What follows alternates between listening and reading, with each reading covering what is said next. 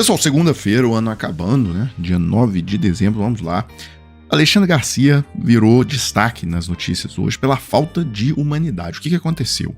Vocês têm visto essa crise na segurança pública de São Paulo. Como disse o jornal O Globo, a segurança pública em São Paulo tinha dados bons no governo Dória, tá? Com o programa das câmeras, etc. Tal, a criminalidade em São Paulo não estava alta. E aí a Globo diz, né? A influência de Guilherme Derrite presente nas forças táticas tem sido nefasta. Quando o comando é leniente com a truculência, os policiais mais violentos se sentem livres para agir sem freios. E aí a gente viu toda essa bagunça que está acontecendo, jogar o cara lá de cima da ponte e tal. E no que interessa mesmo pro cidadão, que é o combate ao PCC, ao crime organizado, aí há uma contaminação. O PCC está dentro da Polícia Civil de São Paulo. Quem viu ontem a matéria do Fantástico mostrando que um policial da delegacia da Polícia Civil que investiga o PCC estava lá fazendo a escolta do PCC, estava lá como olheiro do PCC no dia do assassinato daquele delator, né, do cara que delatou o PCC e foi assassinado no aeroporto de Guarulhos. Então tinha um policial que era supostamente para estar investigando o PCC, o cara estava lá sendo olheiro do PCC, inclusive estava lá com a viatura da Polícia Civil descaracterizada, rodando ali no entorno do aeroporto para ver a movimentação do cara que iria ser assassinado dali a pouco. Tal. Então, uma contaminação total da força policial sob a gestão aí do Guilherme Derrite pelo PCC. Então tá uma desgraça. E aí, o Alexandre Garcia, ao invés de fazer a crítica correta, que o próprio Tarcísio fez, ou seja, o próprio Tarcísio parcialmente reconheceu que, olha, não, realmente tem que voltar com o programa de câmeras, tal, deu a entrevista lá. O Alexandre Garcia não, ele buscou, na verdade, passar o pano para o que aconteceu ali na ponte. Gente, tem repercussão, muita repercussão, escândalo, a imagem do PM jogando um sujeito que tinha sido preso por uma ponte. Eu não sei se é ponte ou viaduto, porque na mesma notícia está escrito ponte, depois está escrito viaduto. Eu acho que é o pessoal do Paulo Freire ainda na faculdade de jornalismo. Né? Mas ninguém diz a altura em que ele foi jogado, porque a versão diz que ele saiu correndo. Né? Dá a impressão, se ele saiu correndo, dá a impressão, vai embora e joga por cima da murada, da mureta, e o sujeito cai no gramado, ele vai embora. Mas a imagem chocou. Né? Já foram afastados, ele, o PM que fez isso, e os outros que estavam na companhia dele. Já foram afastados, né? Tem gente querendo que saia o Derrite, secretário de Segurança, quer dizer, já politizou o fato. Mas não aparece a pessoa, a vítima, não teve vítima, né? O sujeito saiu correndo. Então, a gente fica esperando esclarecimento. E só para fechar esse assunto, tá aqui na Folha de São Paulo, Mônica Bergman, o Barroso obriga Tarcísio a manter modelo de gravação automática e ininterrupta de câmeras para a Polícia Militar. Decisão é derrota para o governo de São Paulo, que tentou convencer magistrado de que adotava um modelo mais eficiente no uso dos dispositivos. Que o policial podia ligar e desligar a câmera quando ele queria. Sendo que na época do Dória, a câmera ficava ligada automaticamente e o policial não conseguia desligar, né? Enfim, só pra gente seguir, duas notícias rápidas. O filme Ainda Estou Aqui foi indicado ao Globo de Ouro como o melhor filme do ano em língua não inglesa. E, além disso, tem no Lauro Jardim uma matéria falando que sai, né, essa semana, por volta de quinta-feira, a nova pesquisa Quest sobre a popularidade do governo Lula. Os agentes, né, os funcionários da Quest já estão em campo, tá, nas ruas, colhendo ali 2.000 entrevistas. Bem, e aí eu quero falar de um assunto polêmico aqui. Teve Gleisi Hoffmann indo no entrevista de página inteira hoje no Globo, dizendo que nada para o centro pode ser a morte do PT. E tinha matéria no Estadão ontem também. Ela dizia: votação apertada em resolução do PT mostra insatisfação de petistas com o pacote fiscal. E aí, pessoal, é o seguinte, eu vou reconstruir a história toda, mas fiquem com essa frase em mente, tá? Quem manda não é nem Lula, nem Galípolo, nem Campos Neto, nem Haddad. Quem manda é o dólar, tá? Porque olha só, a vocação natural do PT é aumentar gastos ou investimentos com o social. Essa é a vocação do partido.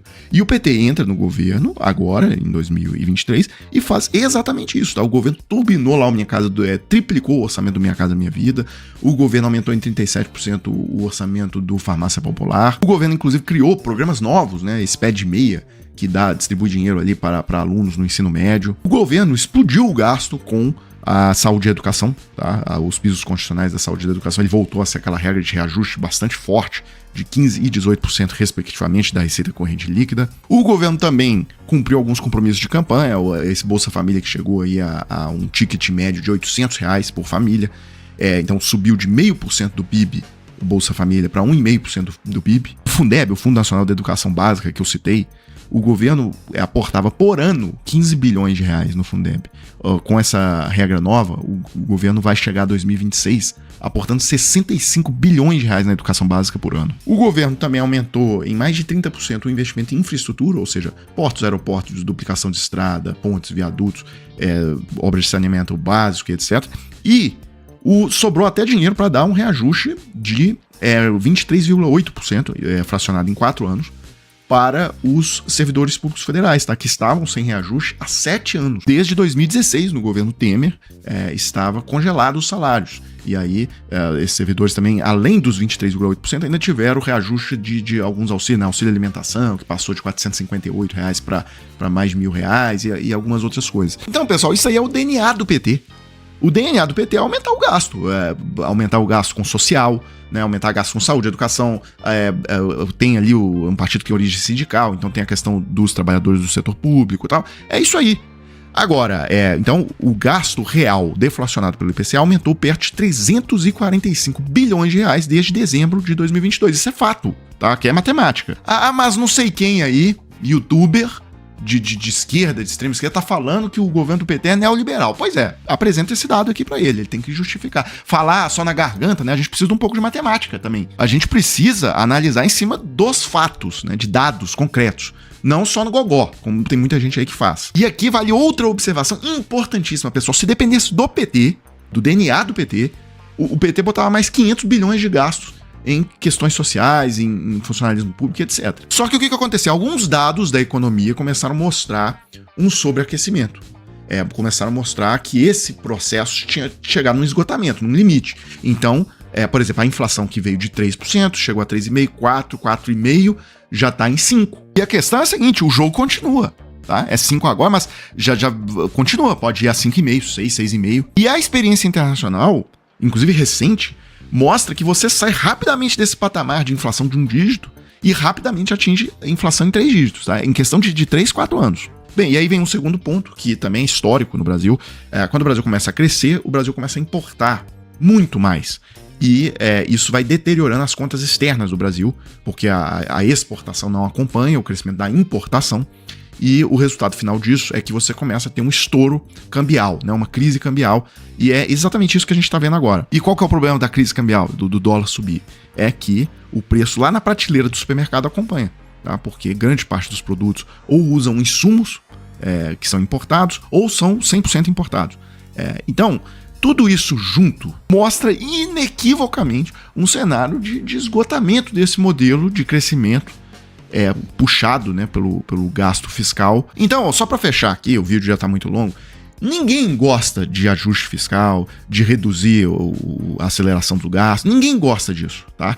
E isso não estava nos planos do PT, isso não é uma política do PT, isso é uma coisa que se impôs pela realidade econômica. E aí, uma vez que se fala em ajuste, todo lugar que você for, você vai encontrar resistência, vai dar problema. Então, ou seja, os militares estavam lá quietos na deles, aí já começa com conversa de golpismo e tal, acharam ruim mexer na previdência deles. Aí você vai nem mudar a regra do BPC, né? Na verdade, a regra continua a mesma, renda per capita de 25% do salário mínimo e etc., por membro da família. Aí você só vai, na verdade, fazer cumprir a regra que já existe hoje, que não está sendo cumprida. Ou seja, a regra é que a família tem que ter renda per capita abaixo de 25% do salário mínimo. Essas coisas que o Haddad propôs agora são para que isso seja cumprido. Só isso. Então, ele não está alterando a regra do BPC, ele está fazendo cumprir as regras atuais. E existe também um outro ponto, né? Porque o BPC pode ser para pessoas deficientes. Aí você olha lá, o BPC vinha há muitos anos já na casa de 2.500.000 pessoas que recebiam o BPC por deficiência física. Aí chega na eleição de 2022, dispara esse número. O Bolsonaro ali usando o programa para tentar se reeleger. E aí colocou para dentro do programa um monte de gente que não fazia jus. E você veja que acrescentou 1 milhão de novos deficientes ao BPC. Bem, ou aconteceu uma guerra no Brasil, tá? O Brasil entrou em guerra e a gente teve aí um contingente de 1 milhão de mutilados e a gente aqui não ficou sabendo dessa guerra, ou o mais provável é que houve fraude, né, no programa. E aí o Haddad baixa uma norma dizendo, olha, para receber o BPC por deficiência, tem que ser uma deficiência que realmente incapacite a pessoa para o trabalho, porque tem muita gente aí trabalhando e fazendo tudo aí e recebendo BPC, ou seja, na verdade não é deficiente, não é o público-alvo do BPC. Então tudo que o Haddad fez agora, ele fez para que se cumpra as regras atuais. Mas ninguém gosta de corte e etc. A verdade é essa. Agora, a realidade se impôs, né? Todo dia o dólar praticamente batendo um recorde novo. A cada aumento desse no dólar, há uma remarcação de preço lá na prateleira do supermercado, dali 2, 3 semanas, quando os contratos de distribuição e revenda são renegociados. Então, o Haddad está tomando, na minha opinião, medidas na direção correta. E, pessoal, você já deve ter percebido que a partir de hoje, quem, digamos, assumiu, quando você clica nessa mensagem, eu sempre falo disso aqui, né, da oportunidade para se trabalhar, inclusive ganhando em dólar, né, que nós temos aqui para vocês. Basta clicar no link que tá aí, quem estiver precisando, quem tiver interesse, clique no link. E a partir de hoje, quem clicar no link não vai mais falar com o Thiago, né? Vai falar com o próprio Clayson, nosso colega, nosso amigo aqui do YouTube.